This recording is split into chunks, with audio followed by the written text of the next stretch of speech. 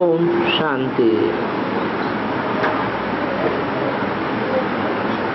आज का प्रातः क्लास है 21/9/62 का। रिकॉर्ड चला है। आज अंधेरे में है हम सब स्नान। बच्चों के प्रति भगवान वाच ऐसे नहीं कहा जाता, फॉलोअर्स के प्रति भगवान वाच। क्योंकि सन्यासियों के जो फॉलोअर्स हैं वो अपन को बच्चे नहीं कहला सकते। आजकल तो सन्यासी लोग भी अपन को भगवान मानते हैं।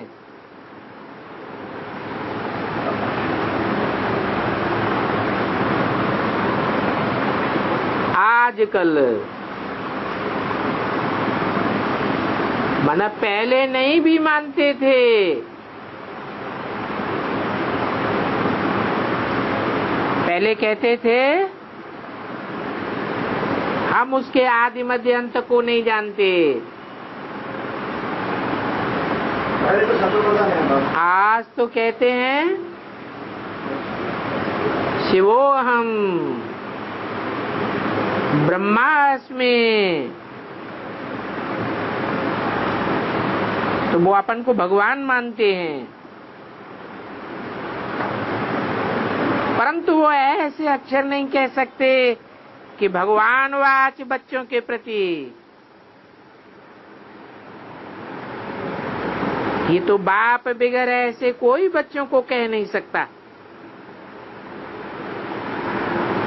और बच्चों को वो बाप का प्यार देखने आ नहीं सकता। सन्यासियों के पास जाते हैं तो वो ऐसे नहीं समझते हैं कि हमारा बाप है। तुम बच्चे जानते हो परमपिता परमात्मा हमारा बाप है। उनसे ये वर्षा मिलता है और अभी भी मिलना है। वो अपन को शिवोहम अथवा भगवान कहते हैं,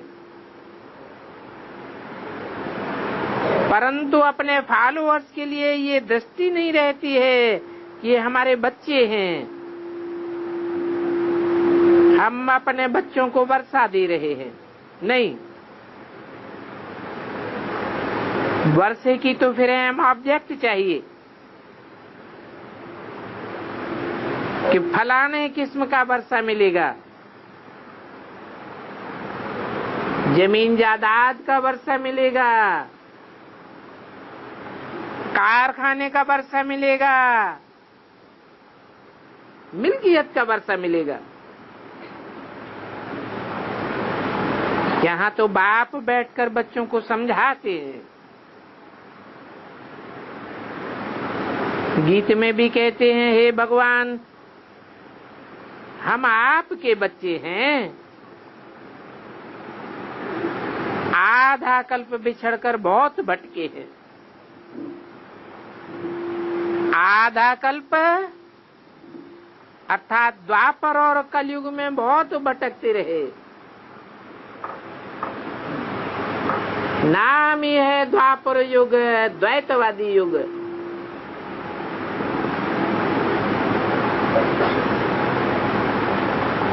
तो बाप बैठ बच्चों को समझाते हैं, क्योंकि बच्चे ही बाप से राजभाग लेते हैं।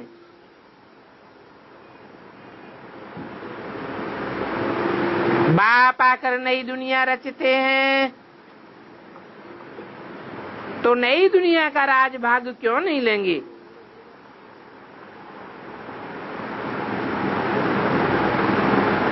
फिर जब राजभाग गंवाए देते हैं तो भटकते हैं।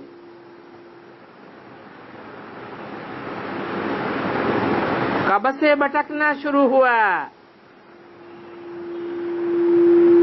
वो भी बाप बैठ समझाते हैं। जब से दुनिया में दो बातें शुरू हुई। द्वैतवादी युग आया, द्वापर युग आया।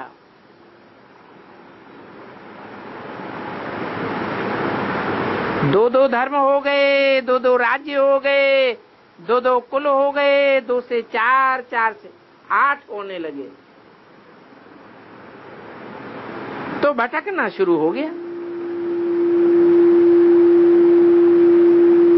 अब एक बाप से ज्ञान मिलता है तो सोझरा हो जाता है, अज्ञान से अंधेरा होता है। और ज्ञान किसको कहा जाता है, अज्ञान किसको कहा जाता है, ये भी तुम बच्चे जानते हो। ज्ञान कहा जाता है बेसमझ को हटा करके समझदार बनने को। अज्ञान कहा जाता है समझदारी से परे हो जाना, बेसमझ बनाना। तो ज्ञान अर्थात नॉलेज, ये है बेहद के बाप का ज्ञान, जो तुम बच्चे अभी सुन रहे हो।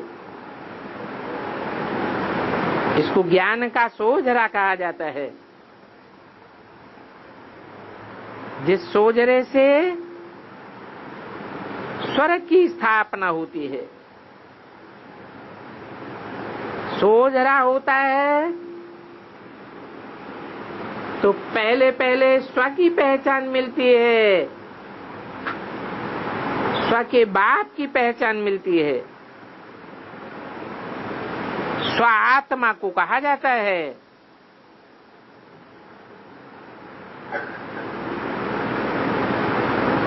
दुनिया तो सारी नास्तिक है, क्योंकि बाप को कोई भी नहीं जानते हैं, कोई नहीं जानते हैं। इसलिए बाप को ही आकर के बैठ अपना परिचय देना होता है।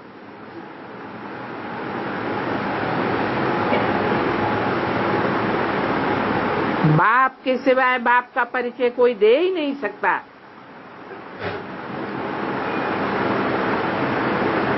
और सृष्टि के आदि मध्य अंत का राज अनेक प्रकार की पॉइंट्स देते रहते हैं, क्योंकि एक बाप ही है जो जन्म मरण के चक्र में नहीं आता है। बाकी तो जो भी आत्माएं हैं मनुष्य मात्र की, वो सब जन्म मरण के चक्र में आती हैं, अपने पूर्व जन्मों को भूल जाती हैं। इसलिए सृष्टि के आदि मध्य अंत का ज्ञान नहीं दे सकती।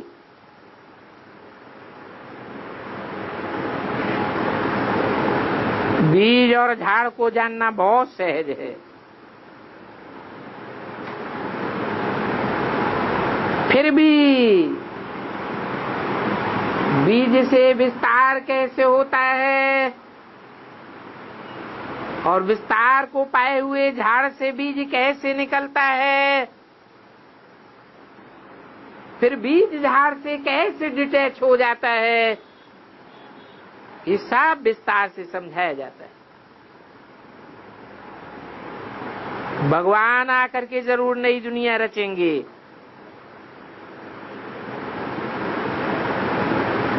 पुरानी दुनिया में ही आवेंगे। पुरानी दुनिया में आकर के नई दुनिया का सैंपलिंग लगाते हैं, अर्थात नरक में आकर के तुम बच्चों को स्वर्ग का वर्षा देते हैं।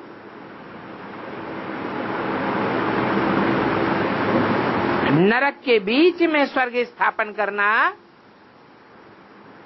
ये एक बाप का ही काम है।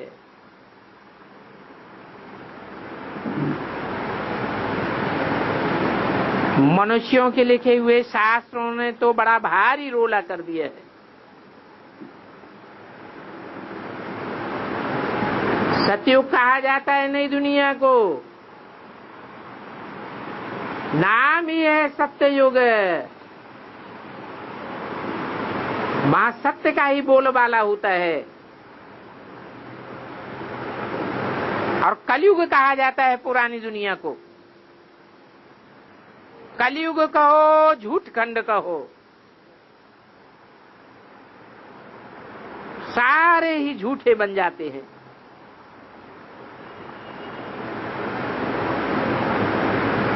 वो शास्त्रकार लोग तो सतयुग को अरबों वर्ष तक ले गए हैं, क्योंकि शास्त्रों में लगा हुआ है कि पहले पहले श्री कृष्ण सागर में अंगूठा चूसता हुआ पीपल के पत्ते पर आया, तो उस समय को प्रलय नहीं महाप्रलय समझते हैं। परंतु ऐसे तो होता नहीं है कि महाप्रलय के बीच में कृष्ण बच्चा अंगूठा चूसता हुआ आ जावे।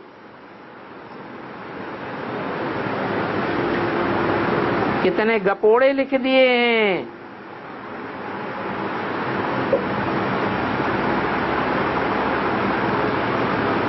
अंगूठा क्या है? कहते अंगुष्ठाकार आत्मा होती है। तो यादगार शालिग्राम अंगुष्ठाकार बनाते हैं।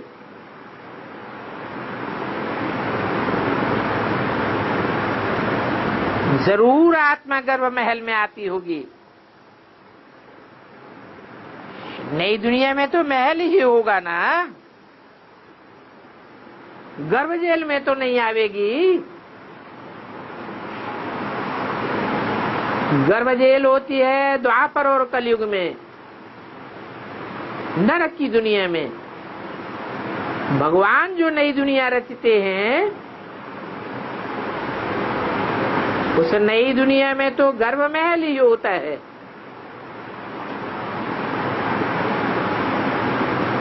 आदि में भी सुख, मध्य में भी सुख और अंत में भी सुखी ही महसूस करते हैं। तो गर्भ महल हुआ ना। तो ऐसे नहीं है कि कृष्ण कोई सागर में अंगूठा चूसते हुए आ गया। अंगुष्ठा अर्थात आत्मा के मनन चिंतन मंथन की बात है। जो अंगूठा चूसते हुए दिखाया गया है, सागर कोई वो स्थूल सागर नहीं है। ये तो विषय सागर की बात है। इस विषय सागर में रहते हुए ईश्वरीय ज्ञान का मनन चिंतन मंथन करते हुए आत्मा के अपने अनेक जन्मों को जानना, यही अंगूठा चूसने का रहस्य है।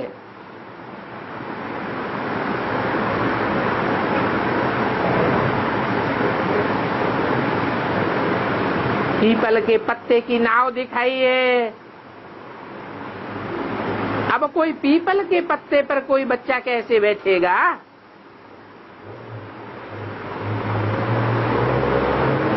पीपल का पत्ता तो बहुत हल्का होता है।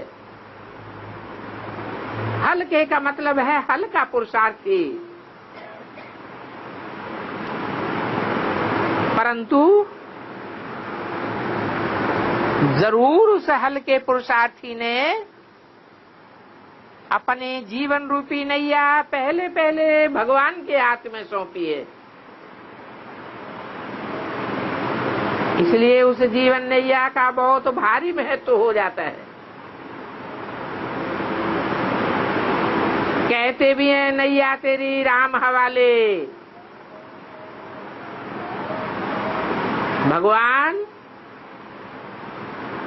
आत्मा और नैया दोनों का खिवैया है। वो पार ले जाने वाला है। उस नैया के लिए गायन है, नैया डूबेगी, हिलेगी, डुलेगी, लेकिन डूबेगी नहीं।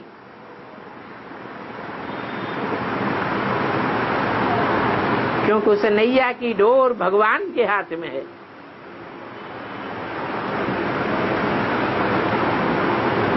नैया भी कोई सामान्य नहीं है, नई दुनिया का फाउंडेशन डालने वाली नैया है।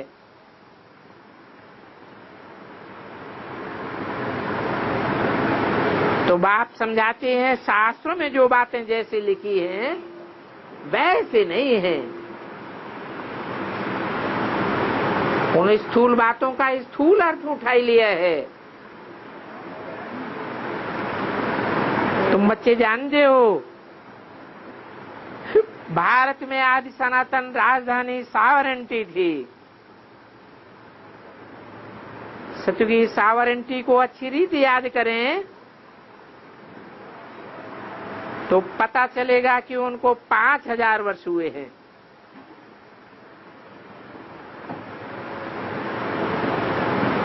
उसमें भी मनुष्य गुरुओं ने आकर के जो धर्म स्थापन किए, उन धर्मों के आधार पर देखा जाए तो 2500 वर्ष की हिस्ट्री में मनुष्यों की मिलती है। और वो हिस्ट्री तब बनाई जाती है जब मनुष्य दुखी होते हैं।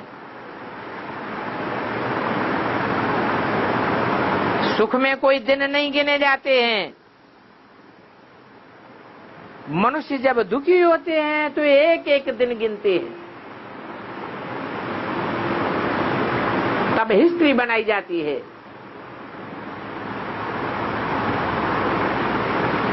हर धर्म में जो भी तारीखें तवारीखें तैयार की गई हैं,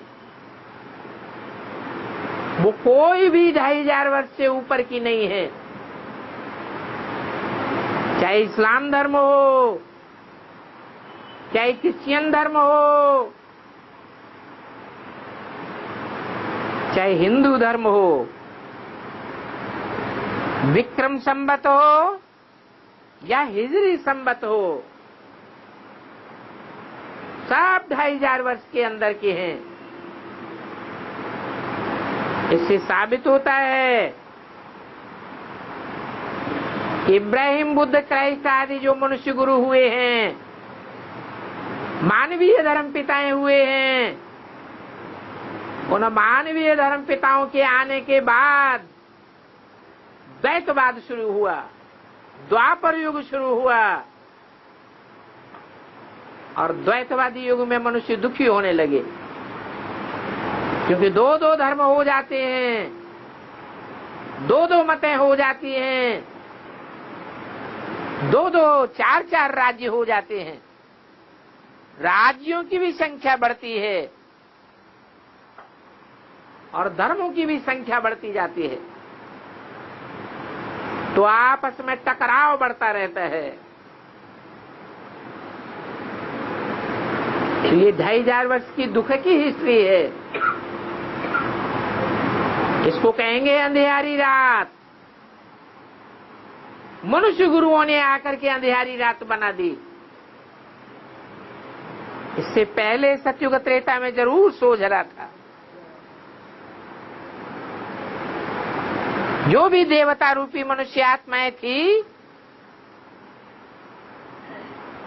उनको मनुष्य से देवता बनाने वाला भगवान ही था, जिसने सतयुग त्रेता में ज्ञान का सोझरा कर दिया।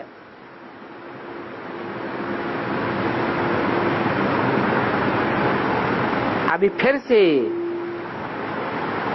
तुम बच्चे नई दुनिया सतयुग के लिए बाप से सावरंटी ले रहे हो। नई दुनिया की राजधानी तैयार कर रहे हो। ईश्वरीय ज्ञान और योग बल से नई दुनिया की सावरंटी कैसे स्थापन होती है, ये तुम बच्चे ही जानते हो।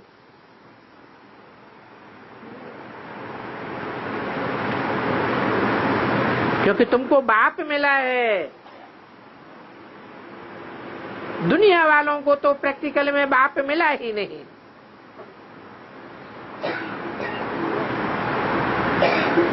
सत्य की सावरेंटी अर्थात नई दुनिया में सभी माला माल थे।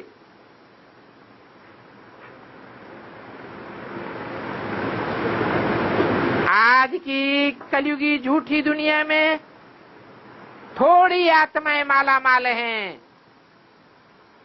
बाकी तो सब दुखी हैं। इन बातों को दुनिया नहीं जानती है। बच्चे समझते हैं ये एक भारत ही प्राचीन देश है जहां सतयुग बरतता था। उस सतयुग में क्या था? देवताओं का राज्य था। पहले पहले आदि सनातन देवी देवता धर्म था। उसे आर्य अक्षर नहीं करना चाहिए। आर्य और अनार्य सिवाय देवी देवताओं के कोई बनते ही नहीं हैं।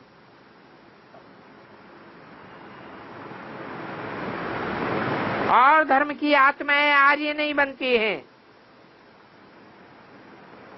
आर्य कहा जाता है समझदार को। श्रेष्ठ से श्रेष्ठ को आर्य कहा जाता है। जो श्रेष्ठ से श्रेष्ठ देवात्माएं थी वो ही और धर्मों के कुसंग में आकर के अनार्य बन जाती हैं,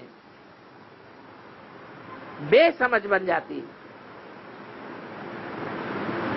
तो बाबा कहते हैं तुम अनार्य बिल्कुल बेसमझ बन गए। पहले तुम समझदार थे।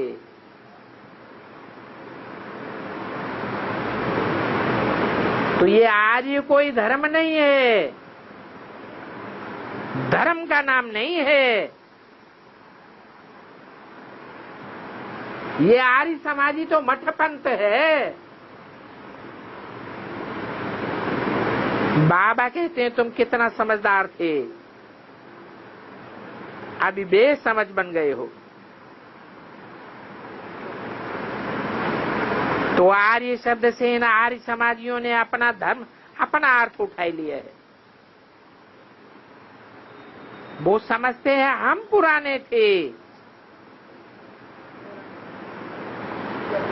अरे ये आर्य धर्म तो बहुत पुराना है, सदा से चला आता है।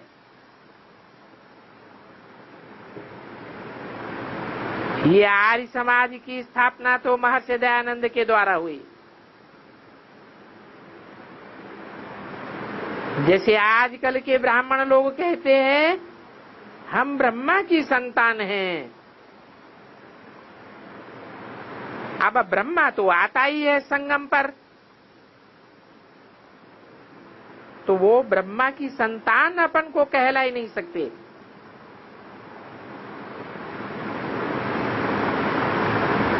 संगम चाहिए,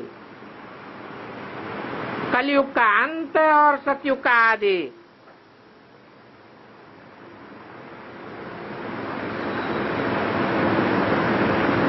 ब्रह्मा द्वारा सृष्टि रची,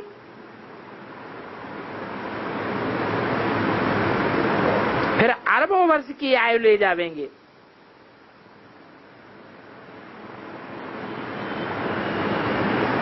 तो आर्य तो नहीं लिखना चाहिए।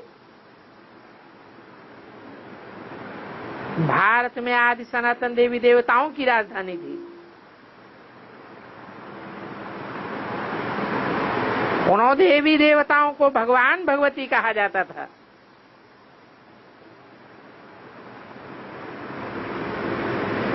भगवान आवेंगे तो जरूर भगवान भगवती बनावेंगे।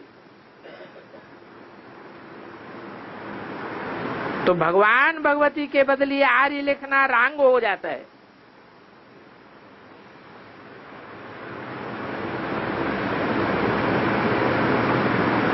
देवी देवताओं की ही पूजा होती है।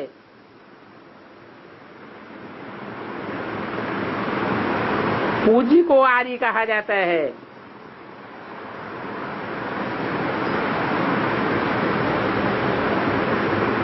कार्तिक के आदि में मेला लगता है तो गाते हैं भज राधे गोविंद।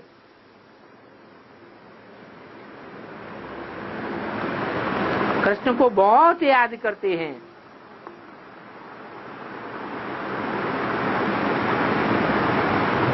सभी कहेंगे कृष्ण जैसा बच्चा मिले।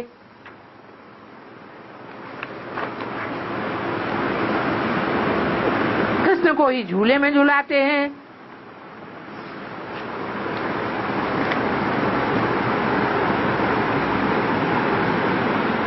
परंतु झूला क्या है, वो स्थूल झूले को समझ लेते हैं। ये तो बुद्धि का झूला है। कभी ऊंची स्टेज में जाती है बुद्धि, कभी नीची स्टेज में उतर जाते हैं। सबसे जास्ती झूले में झूलने वाली है कृष्ण की आत्मा। कभी बहुत नशा चढ़ जाता है, कभी एकदम नशा उतर जाता है।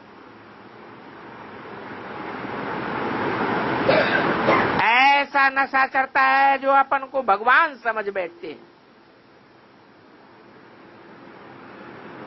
और नशा उतरता है तो एकदम दास बन जाते हैं।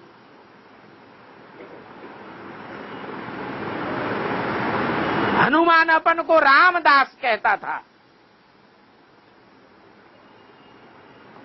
आजकल तो रामचंद्र को भी झुलाते हैं।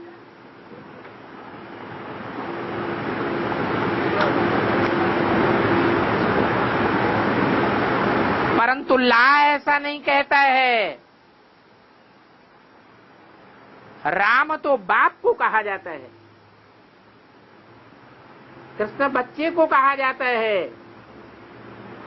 बाप समझदार होता है, बच्चा तो बेसमझ बुद्धि होता है।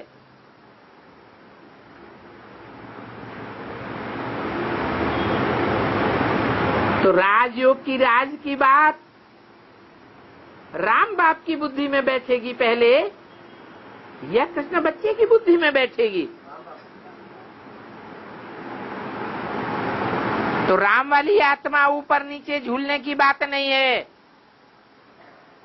वो कभी भी निश्चय अनिश्चय के झूले में नहीं झूलती। ये तो कृष्ण बच्चे की बात है। और फिर उसके जो भी फॉलोअर्स हैं वो नीचे ऊपर होते रहते हैं, निश्चय अनिश्चय के चक्र में आते रहते हैं। तो सारी दुनिया ब्रह्मा के बच्चे कहे जाते हैं।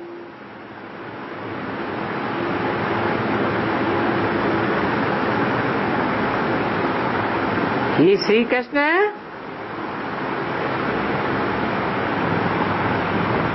बहुत बड़ा प्रिंस था। इस भारत को ही कहा जाता है राव की भूमि। यहाँ दान पुण्य बहुत करते रहते हैं। 2162 की वाणी का दूसरा पेज, तीसरी लाइन। तो बाप बैठ समझाते हैं, मनुष्य एक तो राज भाग लेते हैं बाहुबल से, लड़ाइयां करके।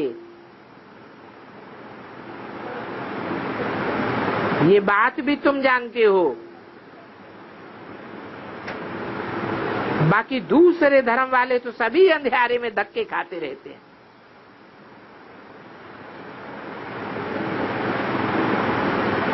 तुम तो योग बल से विश्व की बादशाही लेते हो। लड़ाई आदि की तो बात ही नहीं है। तुम तो कोई प्रकार का हिंसक युद्ध नहीं करते हो।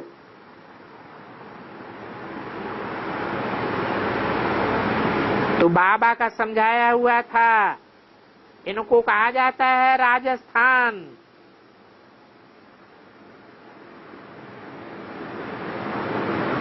ये राजाओं का स्थान है। आदि में भी राजस्थान था,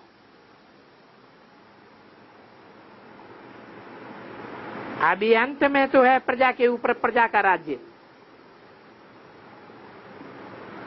जब बाप आया है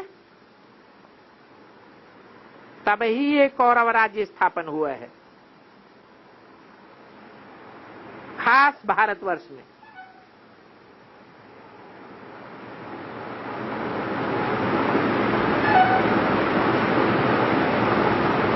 कौओं की तरह रब करते रहते हैं, शोरगुल करते रहते हैं कि हम नई दिल्ली बनावेंगे, नई दुनिया लावेंगे।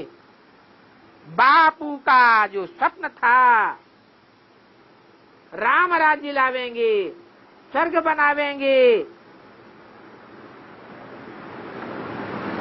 वो कौओं का शोरगुल है।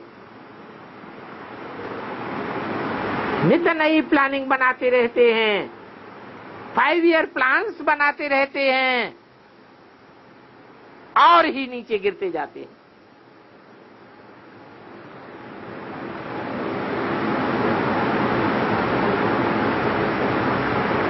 ये कुरु राज्य भी चाहता था, तभी तो बाप आए हैं और आकर के समझाते हैं।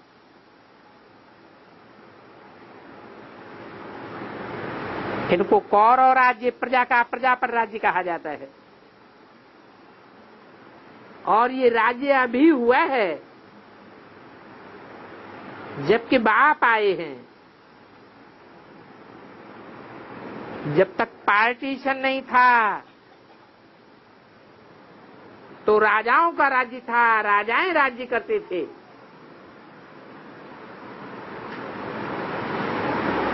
फिर उन्होंने आकर के ये कांग्रेसी कुरु राज्य स्थापन किया।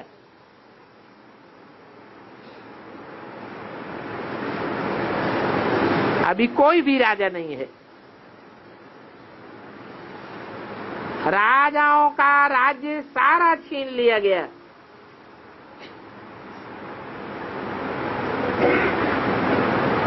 पहले नेपाल में बहुत अच्छे अच्छे राजाएं थे,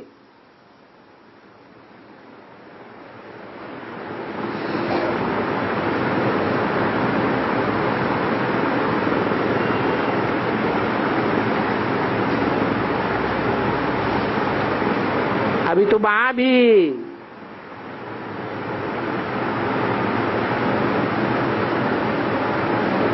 उन राजाओं को भगाए दिए है। कांग्रेस चाहती है प्रजा को हक मिलना चाहिए।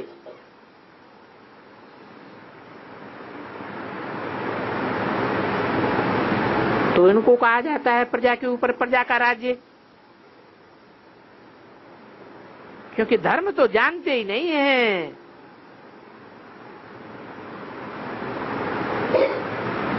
स्वधर्म को तो बिल्कुल भूले हुए हैं। स्व आत्मा को कहा जाता है।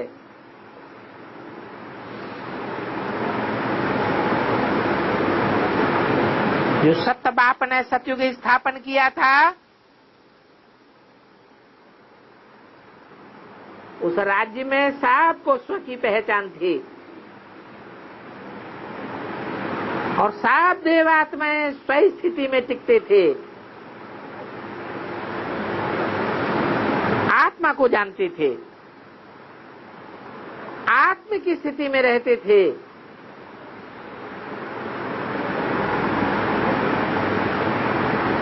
अभी उस आत्मिक धर्म को ही भूल गए हैं।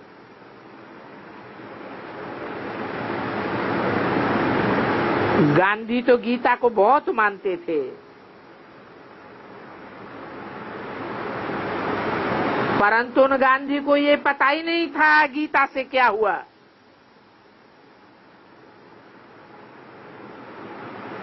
समझते थे कि गीता से राम राज्य, नई दुनिया, नए भारत में स्थापन हुआ, परंतु वो नई दुनिया कोई गांधी थोड़े ही बनावेंगे।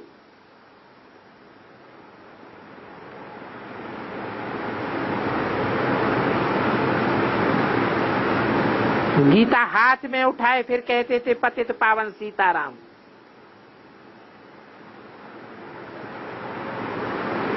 उनको खुद भी पता नहीं था कि पतितों को पावन बनाने वाला एक ही निराकार शिव बाबा है।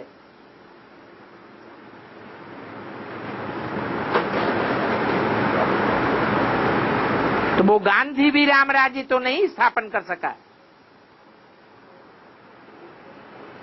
और ही रावण राज्य बन गया।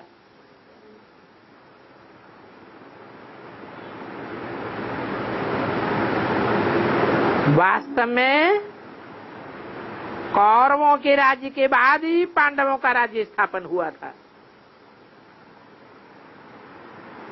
तो परमपिता परमात्मा गीता का भगवान आकर के समझाते हैं,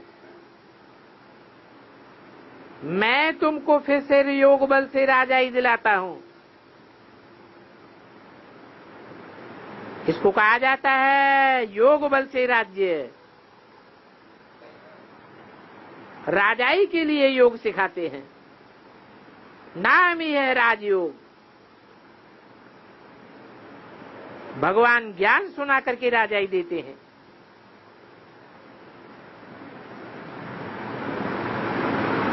अज्ञान से गधाई मिलती है, दास दासी बन पड़ते हैं, नौकर चाकर बन पड़ते हैं। बाबा ने समझाया था राजाई 3 प्रकार की मिलती है। ये हम जो योग बल से राजाई लेते हैं वो सतयुग त्रेता तक चलती है। वहां न लड़ाई की बात होती है, न कोई पैसा बहुत दान करके राजा के घर में जन्म ले सकते हैं। वहां तो भूखे गरीब कोई भी नहीं होते हैं। हमको वहां राज्य मिलता है योग बल से, तो वो योग बल का राज्य आधा कल्प सतयुग त्रेता तक चलता है।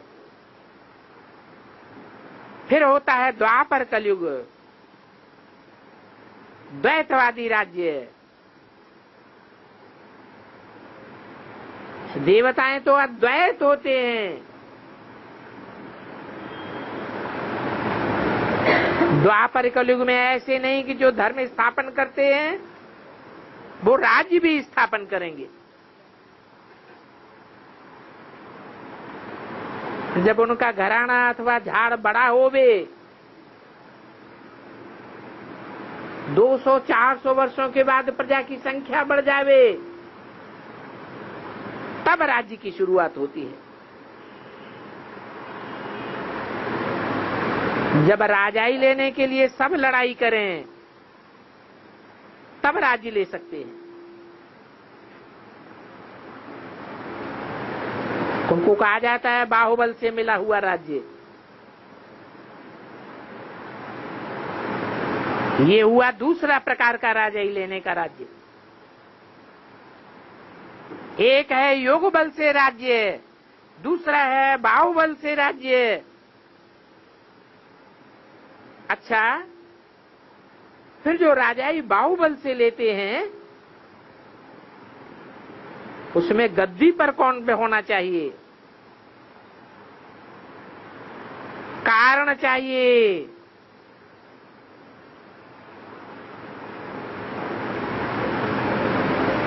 फिर जो ईश्वर अर्थ बहुत धन दान करते हैं वो आकर के राजाओं के घर में जन्म लेते हैं।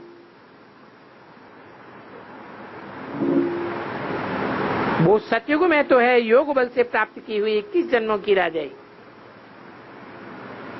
21 जन्मों के लिए राजधानी और दूसरी फूल है बाहुबल से राजाई अल्पकाल के लिए मिलती है।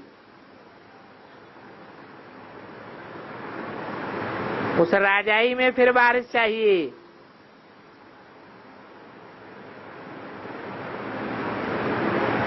तो उनको फिर ईश्वर अर्थ बहुत दान पुण्य करना पड़े, तब राजाओं के पास व साहूकारों के पास जन्म ले सकते हैं।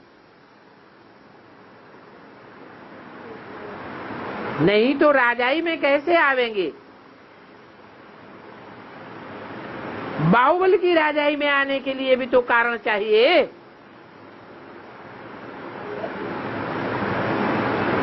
तो जरूर ऐसे कर्मदान पुण्य आदि करेंगे जो बहुत धनवान के पास अथवा राजाई में जन्म लेंगे। गरीबों को दान देने बगैर राजा के घर में जन्म मिल नहीं सकता। तो ये है ही राजस्थान। क्राइस्ट एक आया अपने धर्म की स्थापना करने। उसने कोई राजस्थान थोड़े ही स्थापन किया। जब तक उनका झाड़ वृद्धि को न पाए तब तक प्रजा से वॉरियर्स कैसे निकलेंगे? ये तो बाप ही आकर के राजधानी स्थापन करते हैं, और कोई भी धर्म पिताएं आकर के राजधानी स्थापन नहीं करते। बाप आकर के ज्ञान और योग सिखलाते हैं। इसमें तकलीफ की कोई बात नहीं है। तो बहुत धन दान करने से जरूर राजा के पास जन्म लेंगे। तो बाप समझाते हैं, अभी तो तुमको पूरा बलिहार जाना है। वो बाहुबल की राजाई लेने वाले तो थोड़ा बहुत दान पुण्य करते हैं।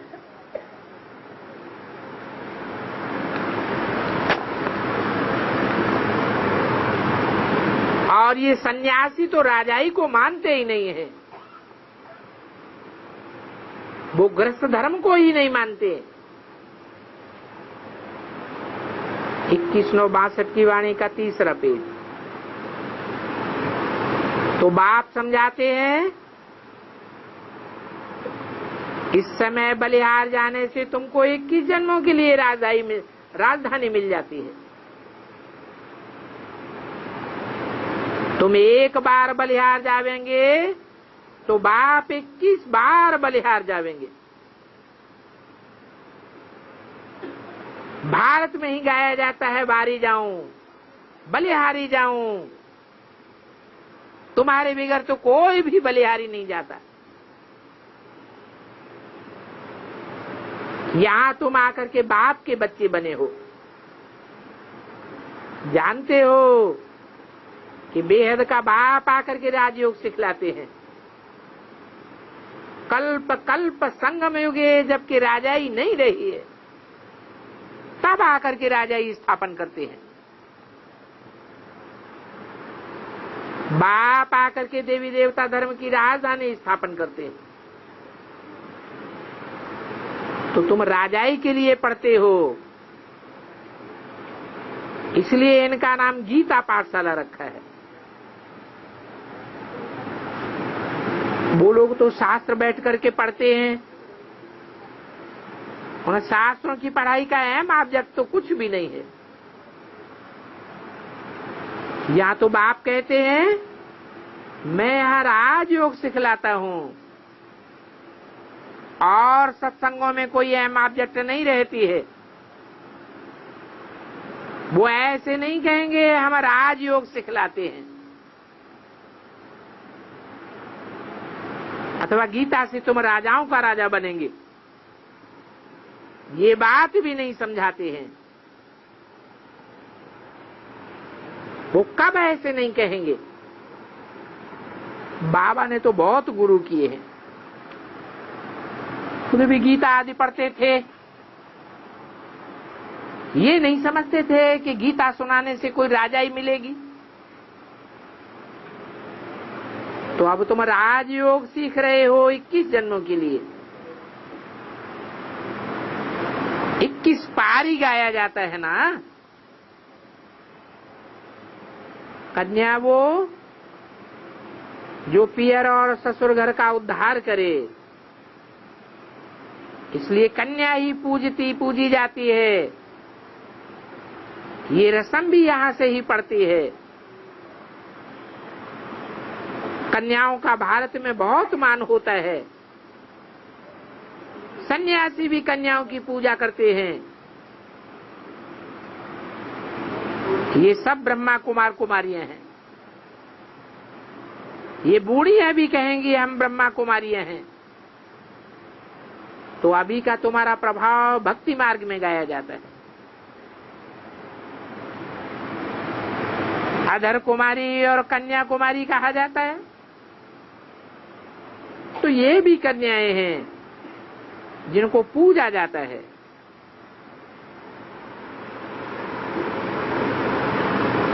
यहाँ माता कोई भी नहीं है।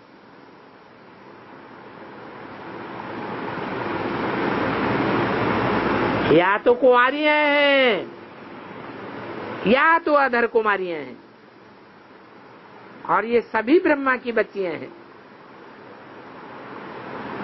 कुमारियां हैं। कुमारियों को सभी सदैव माथा टेकते हैं, क्योंकि कुमारियां पवित्र होती हैं।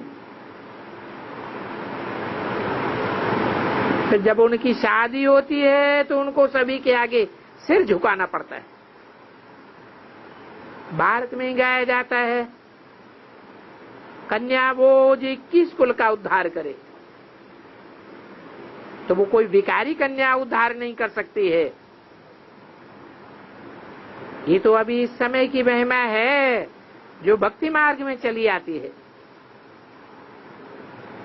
कन्याओं को सिखलाते भी हैं।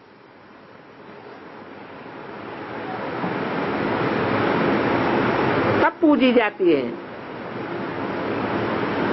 भक्ति मार्ग में कन्याओं को खिलाते भी हैं।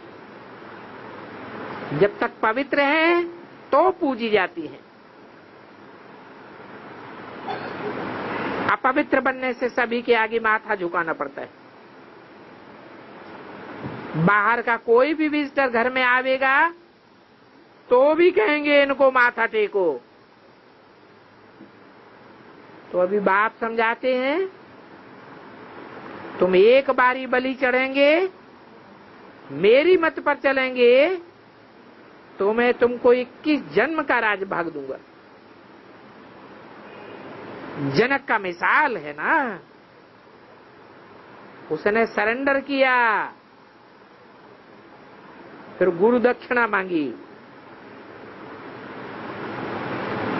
कहता था हमको कोई ब्रह्मा बन करके ज्ञान दे।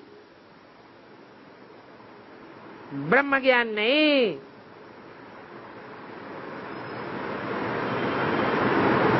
कई लोग ब्रह्मा कुमारी के बदली ब्रह्म कुमारी लिख देते हैं।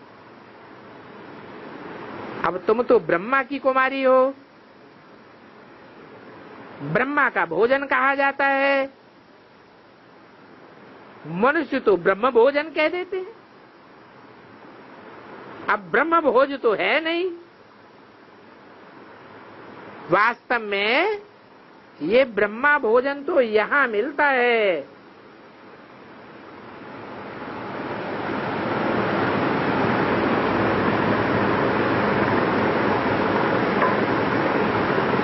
ये शिव बाबा का भंडारा है।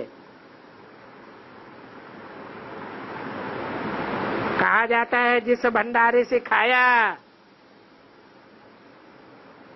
यहाँ इस शिव बाबा के भंडारे से जो खाते हैं तो उनके कालकंटक सब दूर हो जाते हैं।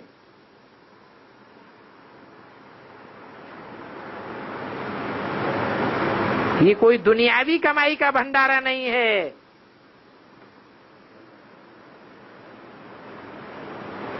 ये तो शिव बाबा ब्रह्मा के तन में आते हैं। ब्रह्मा का भंडारा है,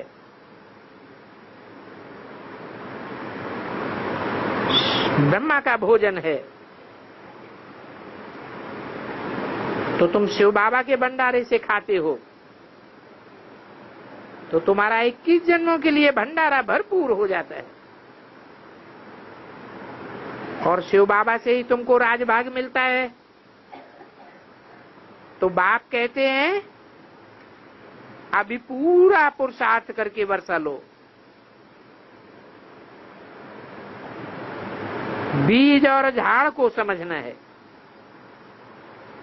इस मनुष्य सृष्टि का बीज कौन है और उस बीज का विस्तार झाड़ क्या है।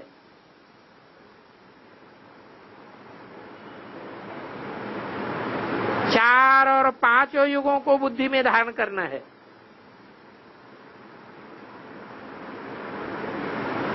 पांचों युगों में 5 वर्ण कौन से तैयार होते हैं? वो ब्राह्मण, देवता, क्षत्रिय, वैश्य, शूद्र, ये वर्ण कहो अथवा कुल कहो, बात एक ही हो जाती है। ये ब्राह्मण कुल ऊंचते ऊंचे है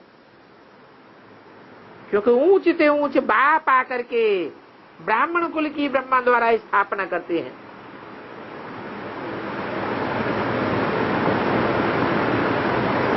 तुम पतित को पावन, हेल को हेवन बनाते हो,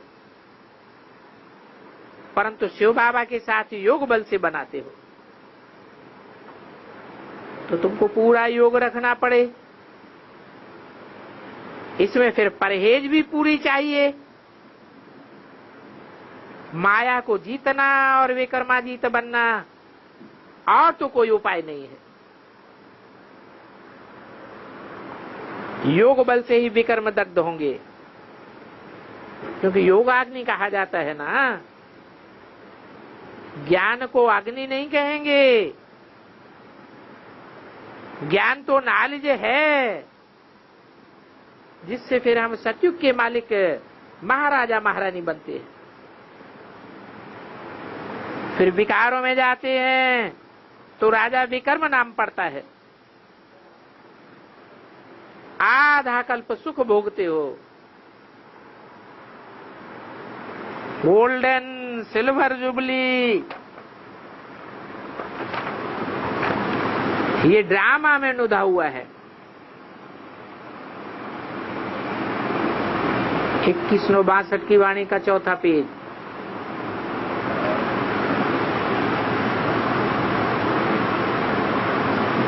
इस ड्रामा से कोई का पार्ट निकल नहीं सकता है।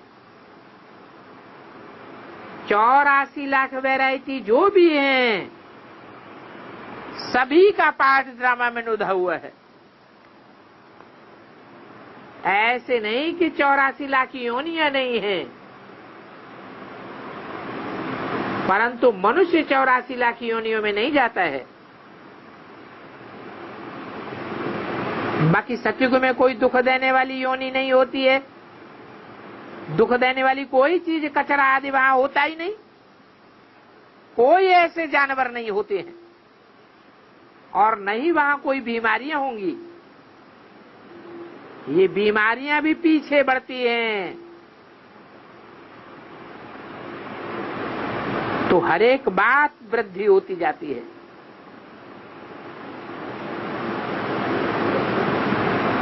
पहले थोड़े ही यहां टमाटर होते थे।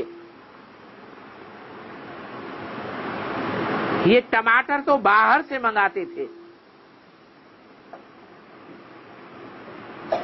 ये अंगूर भी बाहर से आता था।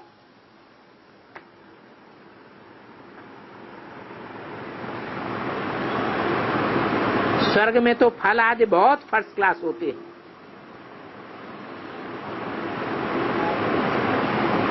सूक्ष्म वतन में बाबा तुमको साक्षात्कार कराए, सुबीरस आदि पिलाते हैं।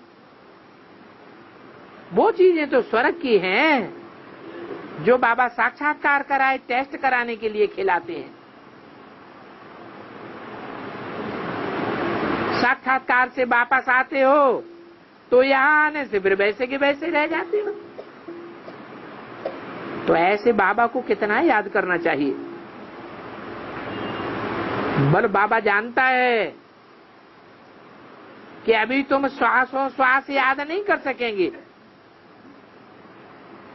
परंतु फिर भी इतना पुरुषार्थ जरूर करना है जो अंत में तुम शिव बाबा को की याद में ही रहो, जो फिर अंत मते सो गति हो जावे। ये समझने की बातें हैं। जो पुराने सिकिल दे बच्चे होंगे उनको ज्ञान का तीर लगा और चटक जावेंगे।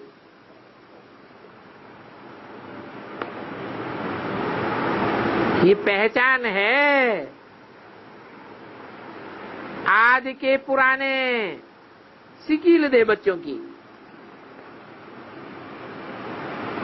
कहते हैं बाबा हमने आधा कल्प भक्ति की है, अब आप मिले हो, हम आपको थोड़े ही छोड़ेंगे, कुछ भी हो जाए। परंतु बाबा फिर कहेंगे अपनी रचना की संभाल करो। हम भी अपनी रचना की संभाल करते हैं, तुम भी संभाल करो। श्रीमत पर चलना पड़े। राय पूछ सकते हैं इस हालत में, बाबा हमको क्या करना है। बाबा को भी जब पोता मिल का पता हो तो राय देगा।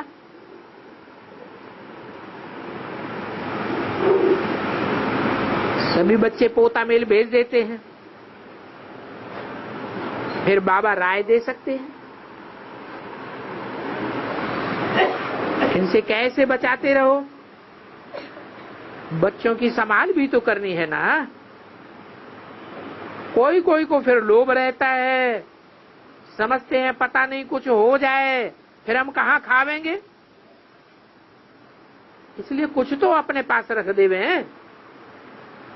ऐसे बहुत होते हैं जो आई वेले के लिए रख देते हैं कि शायद भगवान का हाथ छूट जाए तो हमारे काम में तो आ जाएगा। ऐसा ख्याल करने से फिर उनका हाथ छूट ही जाता है।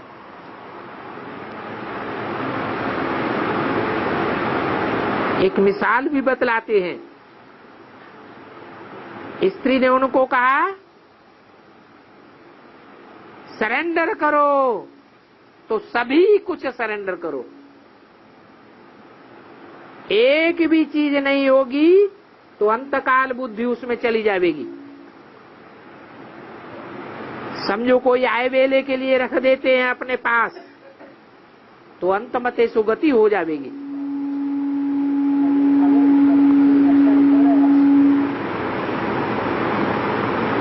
सरेंडर पूरा किया नहीं तो वारिस नहीं बन सकता। अंतकाल में वो याद आ जाएगा, तुम बाप के बन गए तो फिर आई वेले भी वो संभाल करेंगे ना।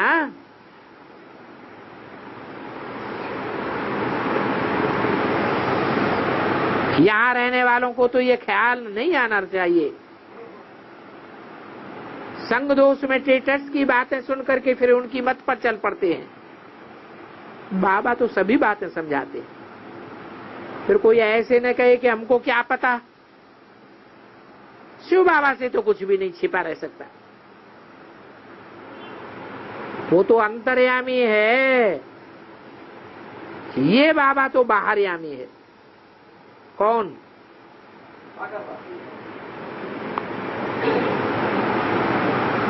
उनको बतलाने से समझेगा। किसको बतलाने से?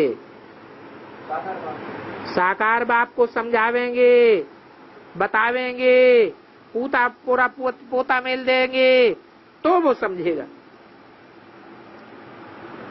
बाकी बच्चों की चलन से भी सब कुछ समझ जाते हैं। ऐसी ऐसी खामियां होंगी तो अवस्था वृद्धि को पाए नहीं सकेगी। एक शिव बाबा को याद करना है, कुछ भी रहा होगा तो अंतमते सुगते हो जाएगी, फिर जन्म लेना पड़ेगा।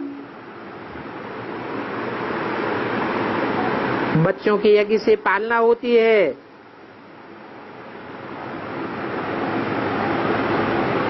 तो अपने पास कुछ भी रखने की दरकार नहीं है।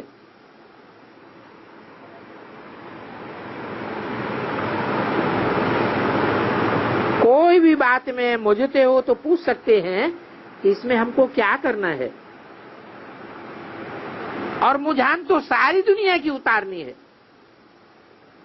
जो बाप के बने हैं उनको तो मत पर पूरा चलना चाहिए, तभी वर्षा मिल सकेगा। नहीं तो प्रजा है। यहां तुम डायरेक्ट बाप से वर्षा लेने आए हो। कोई नए बच्चे हैं, सत्युग में आने के अधिकारी तो हैं, परंतु साधारण प्रजा में चले जाते हैं। ये भी समझना है प्रजा में साहूकार कैसे बने। पुरुषार्थ तो वारिस बनने का करना चाहिए। मम्मा बाबा कहते हो तो वारिस बनना चाहिए ना। दो माता पिता तो नहीं हो सकते हैं। दो होगा तो प्रजा में चला जाएगा। एक माता पिता होने से राजाई में आवेगा। बाबा सभी बातें समझाते रहते हैं कि कब कोई अपना नुकसान न कर दे। अपन तो सब कुछ छोड़ते हैं भविष्य बनाने के लिए। सन्यासियों को देखो फिर लौटना पड़ा। अभी देखो महल घर आदि बना रहे हैं। हम तो इस दुनिया को ही छोड़ने वाले हैं, फिर यहाँ क्या महल आदि बनाना है। कोई कहे मकान क्यों बनाते हो? अरे बच्चों के रहने के लिए तो जरूर मकान बनाना पड़ेगा। बच्चों को भटकाना थोड़े ही है। जानते हैं थोड़े समय के लिए बनाते हैं, फिर तो हम ही नहीं रहेंगे।